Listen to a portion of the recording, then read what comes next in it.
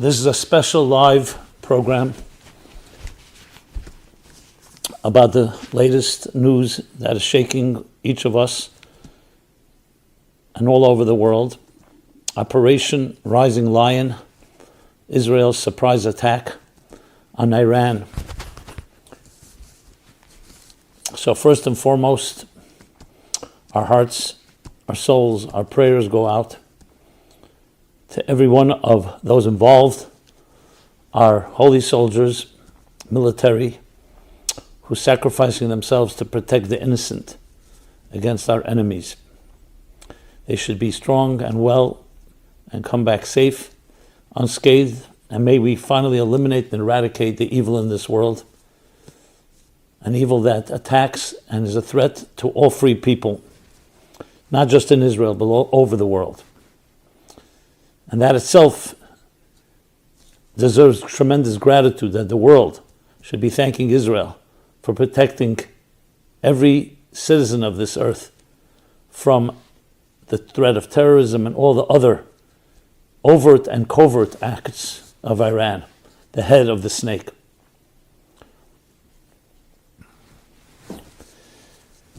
In addition, there's also a prayer for the protection of every man, woman, and child in Eretz Yisrael, in the Holy Land, and again, people all over the world. So that already deserves its own prayers, its own comment. But what really drove me to do this program is I've literally just landed, of all places, from the Holy Land in New York, just a few hours ago. 6 a.m. in the morning, we landed, and in mid-flight we found out that we were the last flight to leave Israel before Ben Gurion Airport was closed down.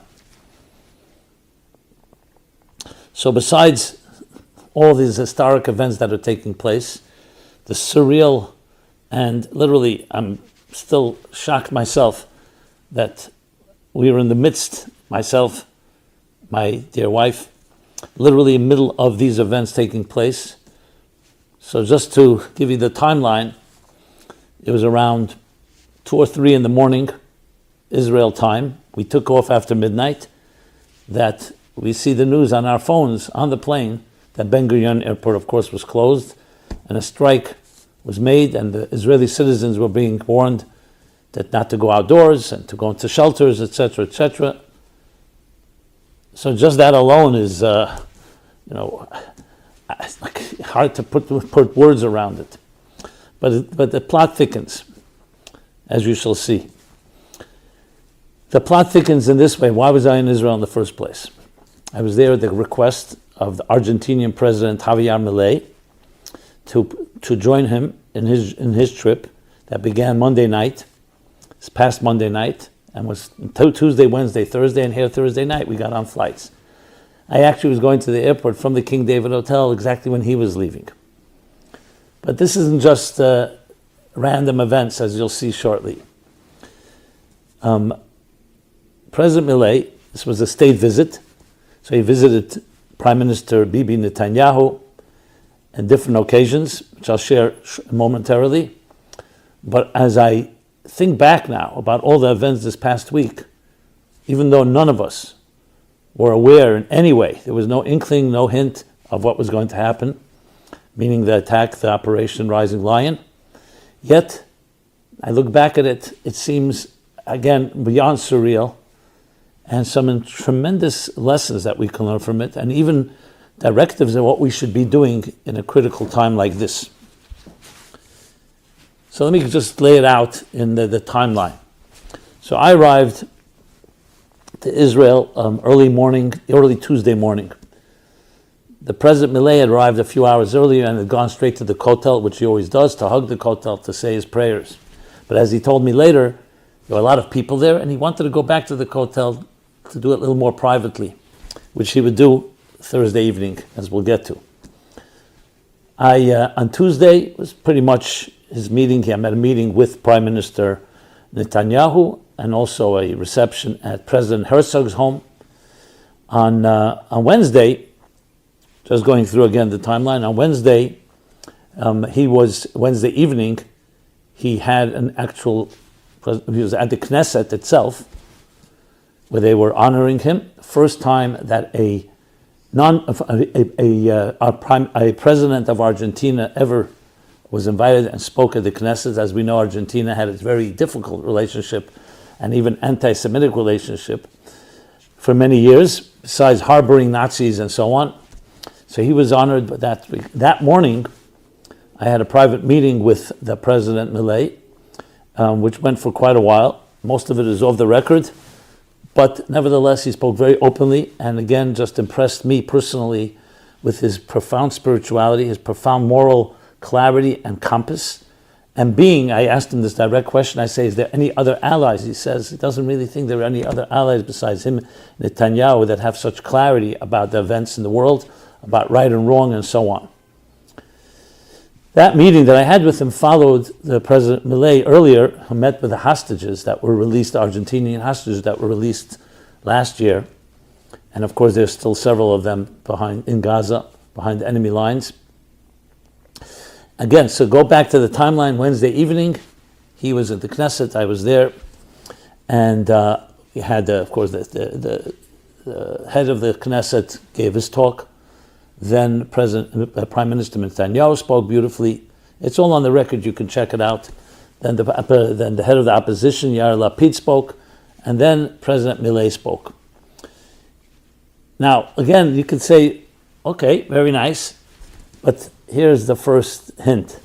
In the talk Netanyahu gave, he quoted a verse. He even said, I don't know how to translate it into Spanish, I'm sure it will be translated. He quoted a verse which no one at the time knew would become the actual name of the operation that took place last night, Thursday night. He quoted the verse in the Parsha Balak, where Bilam is asked by the archenemy of the Jewish people, Balak, to curse the Jews. But being a prophet, he tells Balak, I can only say what God puts in my mouth. And what words did he put into his mouth? In chapter Balak, in Parsha Balak, which is the verses 23, 24 in the book of Numbers, Hein Kilovi Yokum, Ukari Yisnase. Behold, a people, a nation that rises like a lion and raises itself like a lion, like a lioness, different ways you interpret it. And he quoted it all in context of the common denominator between Israel and Argentina in their passion and their commitment and their courage. That's what he quoted. This is all Wednesday night. Thursday was a very full-packed day. And let me go over again the timeline. Thursday in the morning, the President Milei spoke at the Hebrew University about the economic miracles going on in Argentina. It's a very economic and scientific talk. Then after that, we went to the Museum of Tolerance, where he received the first non-Jew to receive the Genesis Award, or Pras Bereshit, the Bereshit Award. And that was presented to him. Natan Sharansky made some opening remarks, and then they had other dignitaries that were there, including President Herzog, and they awarded him. And from there, we went to the President Milei visited Ir David for a very short moment, and then returned to the hotel, King David, where he stayed. And I should mention his sister Karina, who is his chief of staff, traveled with him as well. And then, approximately 5 p.m., there was the signing of a memorandum between Israel and Argentina, represented by Prime Minister Netanyahu, President Milei standing at the podium, and they signed a memorandum on democracy and freedom. Very dramatic, very high-level security, I should mention as well, due to the people involved. There was obviously a representation from the Argentinian side. There was representation. Quite a few of the Knesset members and the cabinet were there. They spoke. And then, of course, Netanyahu and Milei both shared their words, and then they shared the memorandum. From there, we were quickly whisked out, very small group, to the Kotel Hamaravi, to the Kotel. And this was a high-level security. It was all locked down. The Kotel was completely empty, to the point they built a tent right near the wall where the cars, first President Milei, then Prime Minister Netanyahu, arrived to the wall. And I had the privilege to be there There are pictures and videos if you want to follow up the documentation of it. But again, this isn't just, I'm not just sharing details, I'm directing it in a very focused way. Of course, again, President Milei hugged the wall as he does. Then we all hugged together, said a few prayers both in English, in Spanish, in Hebrew. Then Prime Minister Netanyahu arrived. He, of course, embraced President Milei right there at the wall. I was right there. I'm talking as an eyewitness just hours ago. That's probably less than, what are we talking here? I mean, it's less than 24 hours ago. It was last night, Israel time. And then they both prayed at the wall. And here's the first thing that I don't know was reported at all. I was standing right near Prime Minister Netanyahu. They were saying Kapitel Kuf Chaf Aleph, Psalm 121. And by the verse, Hine Layonu V'Layishin Shom Yisrael, Netanyahu suddenly said it very loudly, very pronounced. I thought, okay, Yisrael, it says Israel, the name Israel. Shomer Yisrael, we know we need protection. But I had no clue that probably there was a lot more going on in his mind and his heart, as he was saying that Hine Layonu V'Layishin, that the God of Israel does not sleep or slumber. The God of Israel that protects Israel, Shomer Yisrael, does not sleep or slumber. Okay, first interesting thing. The next, a few minutes later, Prime Minister Netanyahu asked for a talit, for a prayer shawl, which he put on, and he asked President Milei permission to go over to say a few prayers and to put a note into the wall. And that's what he did. And he said, I'll be back in a few minutes. As he's praying, he's by the wall, by himself, then he puts the note in. Now we know what the note says. The note says exactly this verse, Hein Am Kilovi Yokum Ukari Yisnasa.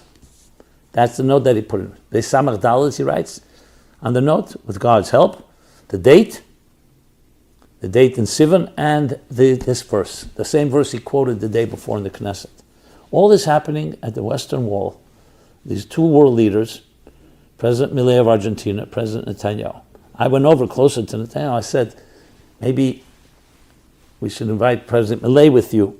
For some reason, he had gone off separately. Maybe he just wanted to do it privately, or he didn't want President Milei there, whatever the reason was. So yes, he invited him over, and there they're standing. Netanyahu, Prime Minister Netanyahu, Natalis. Milei standing near him, holding him. They're both saying the prayer at the wall, just hours before Israel would launch these attacks. It was moving enough just to see that. But then, as I'm sitting on the plane, 2-3 in the morning, flying back to New York, finding out this one of the last, or if not one of the last flights before the airport closed down. And just remembering a few hours before, standing by the wall, I mean, this is the power of Israel. Besides our tremendously powerful army, we stand and pray to Hashem, be strong like a lion, and with Hashem's help, we prevail. So these are a few connecting dots, and I suddenly thought to myself, what are the chances of the juxtaposition of all these events and me being there? And I'm honestly not interested in talking about myself. I'm just an eyewitness, and I feel the need to share this. And we're talking about history in the making, because, please God, Iran will be eliminated and its regime replaced. That this can change, this could be a change, a game changer for history. A region that was so racked with war for so many years, especially the Muslim and Arab countries against Israel. This goes back all the way to the time of Abraham, where Abraham, Yishmael, the son of Abraham, the forefather and ancestor of the Arab Muslim world, and Isaac, the ancestor and forefather of the Jewish world. The battles began then, talking about thousands of years, and of course through the Middle Ages and in modern times. And this is literally at the cusp of a new change, a new demilitarized change, a new world, Middle East, making peace with Israel. There's so many positive things that can unfold here.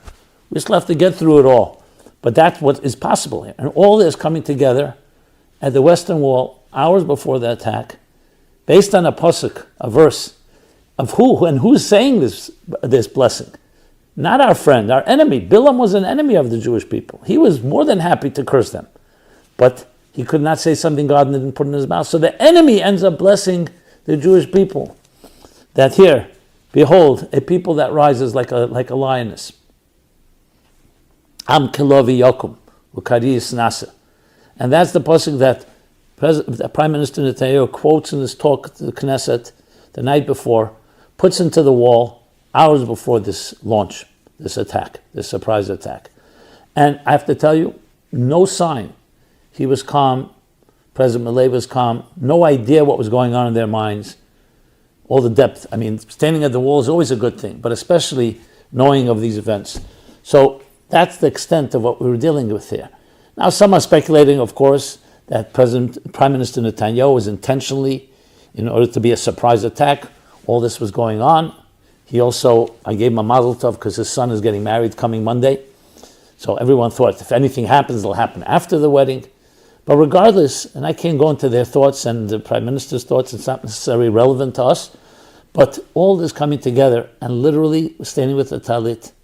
Now, one final thing. Then we went on a tour to the tunnels right near the Kotel that are being dug up. You see Bayit Shiny, even to point to Bayit Rishon, the first temple. They have already discovered remnants from that. It was a nice long tour. Both Prime Minister Netanyahu together with President Milei, also quite historic. I was thinking of the Jewish people and the non-Jews. Two representation. We have Rabbi Yehuda Hanassi and Antoninus. Kishazek comes and Nofa. Like the story of Yitzchak, his children, Esav and Yaakov. Malum Yemetz, two nations. And then ultimately we're told, V'hisal Hashem Amlucha, that Esav and Yaakov will reconcile and will come, and the Geula will come. Is this a taste, a foretaste? And I'm not suggesting here, this is not a endorsement of Prime Minister Netanyahu or President Milei. This is just sharing and observations. They represent the two great nations and a world with many 70 wolves surrounding and threatening the one lamb. Kivsa achas ben shivim ze'evim. It's quite extraordinary to see such them looking at the destruction, the remnants of the destruction of the first temple by the Babylonians, Babylon, Iran, that region. The second temple by the Romans, Edom. Really, so Babylon connected to Yishmael, the Arab Muslim countries, and you have Edom, essentially the ancestors of Esav, whose grandson was Rome, and from there came the Western Christian world.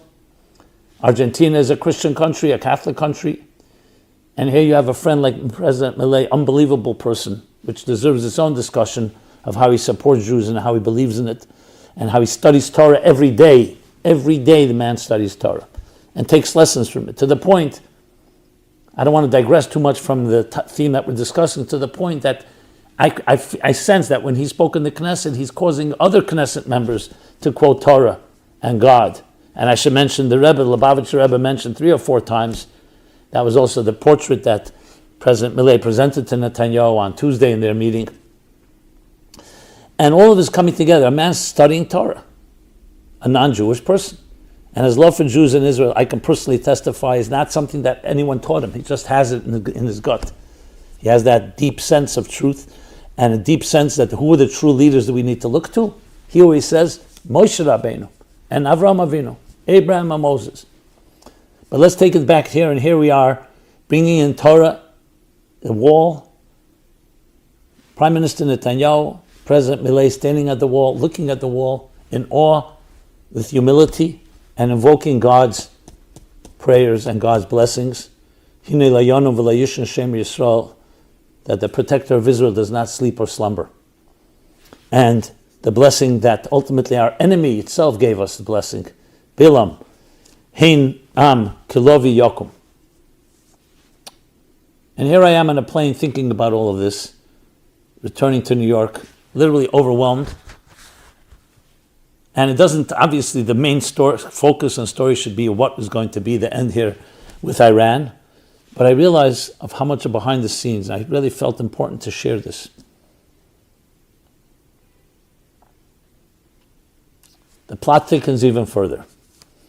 Talking about the Torah, and I'm sure President Milei, though I haven't spoken to him since his return, but the end of the tunnels, I noticed something which again struck me. I didn't know why.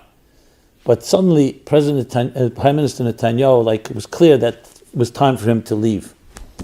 Okay, he's a prime minister. I'm sure there are many things on his mind. And he left. A few minutes later, I see people saying to President Milei, we need to leave now.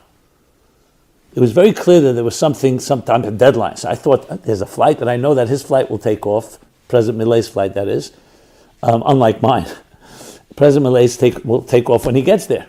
But there was some some imminence to it, some rush. When I was leaving the hotel to go to the airport, we almost bumped into each other. It was very clear that we have to be leaving then. That was our scheduled flight after midnight. So was it that they were told that they should be leaving? Finally, one more thing, when we came to the airport, strangely, a half hour before the flight was supposed to take off, suddenly one of the crew members is yelling at all the passengers, the gates are closing, the doors are closing right now. Which is usually unusual. Usually they have a little more time. And it took a half hour till everyone got on. Now, I don't think that they knew what was happening, but maybe they received orders. Just a few little other tidbits. But what I was leading to, as I said, I haven't spoken to President Milei, but I don't think anyone's going to ignore the fact that literally this surprise with this Operation Rising Lion took place literally Erev Shabbos, basically. Thursday night. Going into Friday, into what parsha? Baalei Chesanedus. Where you see very openly discussion about how you deal with enemies. Not just in a verse, but a verse that everybody says literally every time we open the Torah ark. Vayhi ben Sei ha'aren. So the pasuk is again in the Sefer Bamidbar. This is in Parsha Ba'aleischa. Yud Lamed Hey 10:35. Vayhi ben Sei ha'aren vayemer Moshe kumu Hashem v'yafutzu oivecha v'yanusu misanecha mipanecha. Translated. When the ark set out, Moshe would say, "Arise, Lord. May your enemies be scattered, and may those who hate you flee from you." Literally, this speaks Parsha. So when the Torah comes out of the ark, it's a form of a journey. Life is a journey. So we say that verse. So the Torah is not just a blueprint for life, it's also a protector. And indeed, when you read the chapter, what does it say? The Jewish people traveled through a very harsh desert, one filled with snakes and scorpions, a arid and lifeless place with many dangers lurking, and that's why the Aaron walked before them that protected them and that eliminated all the enemies like we just read. So whatever shape an enemy takes on, whether it's physical, spiritual, psychological, including the enemies where in this desert lands of the Middle East, with all the dangers, desert literally, but also desert spiritually. And what is the way to conquest, to victory, to protection? The Torah. Standing at the wall, saying verses of the Torah. And indeed, we're told, the Talmud tells us, that these two verses, these are separated from the rest of the Torah with two brackets, two nuns. Inverted nuns, which create like a box, like a bracket. And the Emek HaMelech, one of the great Kabbalists of the 16th, 17th century, writes that anyone who says this verse with proper intention will be protected from all enemies of all sorts. I wrote an article about this probably 16 years ago. That's what he says. And it's a verse in this week's Torah chapter. And one more verse. We're also told in this week's chapter about Aseh lecha shtei chatzetzos. You should craft two trumpets. Trumpets that were used for different calls, and one of them was a call in time of war. Now, a trumpet is a type of weapon. First of all, it arouses the troops and wakes them up and a sense of solidarity, but it also frightens the enemy. That's what trumpets are used for. Yet again in this week's chapter. So it all comes together, it converges together, and it's not about sensationalism. As you know, that's not what I'm into. Finding a hint here, but when you take all these events together, and you see over history, whenever we were faced with enemies, what emerged, that ultimately victory, whether it was the 6-Day War, And it was a combination. It was a combination of Shtei Chatzetzres. The Maggid of Mezrich says Chatzetzres comes from the word Chetzi Tzura. Chetzi Tzura means half a shape, two halves. One half is our effort. The other half is God's effort. And together it makes into one surah, one shape, one complete, like soulmates. That it requires our efforts from below. And we see what the Holy Land, the Promised Land, what kind of efforts it makes. The unimaginable power and wisdom and strategy, even going into in this operation and previous operations. But hand in hand, it comes with the power of Hashem from God.